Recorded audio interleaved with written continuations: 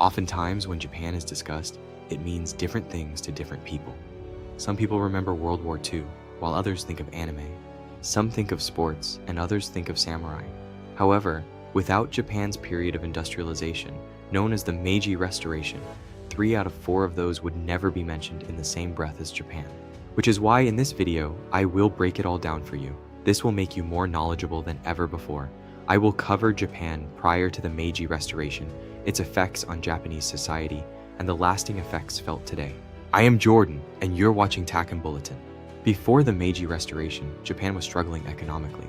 The decentralized domain system and limited trade had left the nation in a state of financial uncertainty. Things got even worse when Japan was assailed by Western powers, namely Commodore Matthew C. Perry, who brought with him black ships in 1853. Japan was overpowered, forcing it to sign unequal treaties with the American government.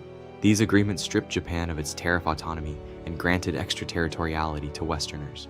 To recap this first chapter, a struggling internal economy was met with the external threat of Western gunboat diplomacy, resulting in humiliating unequal treaties that fundamentally challenged Japanese sovereignty.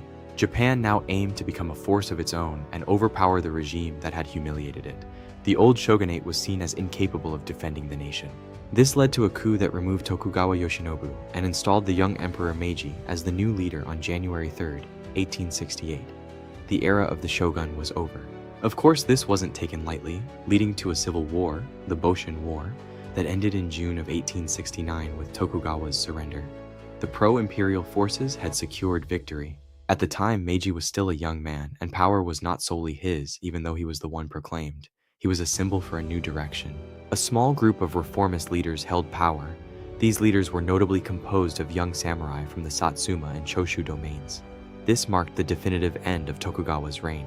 In summary, the political landscape was seismically shifted as a young emperor was restored to the throne, backed by a visionary group of young samurai who successfully dismantled the centuries-old Tokugawa shogunate. The government was completely reformed alongside the social classes of old. The new government was quick to establish a modern infrastructure and call for renegotiations of unequal treaties. The first notable action was to move the capital to what is now modern-day Tokyo. This signaled a permanent shift from the ancient traditions of Kyoto to a modern, centralized future. Subsequently, Japan abolished the domain system and established a centralized prefectural system, thereby facilitating much better infrastructure for economic growth. Of course, samurai, the former kings of the land, met the changes with retaliation. They had lost their status and their stipends. Shockingly, peasants did as well. Ultimately, revolts were put down by the newly formed military. Eventually, Japan stabilized, allowing the government, influenced by Western ideas, to form its own constitution. After nearly a decade of building the infrastructure to support it, Japan had its own constitution. It was a blend of Japanese traditionalism and German legal philosophy.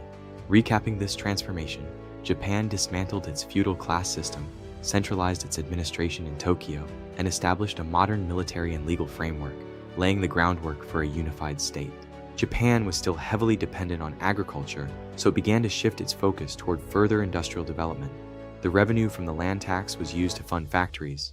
In 1872, the country finished its first railroad track, connecting Tokyo to Yokohama. By 1890, it had more than 1,400 miles of track across the islands. By 1880, all major cities had their own connection lines. This rail network became the circulatory system of the Japanese industrial machine. By 1882, private enterprise was encouraged and backed by a westernized banking system. This provided the capital necessary for large-scale industrial projects. And in a matter of a few years, from 1868 to 1882, Japan achieved what took others centuries.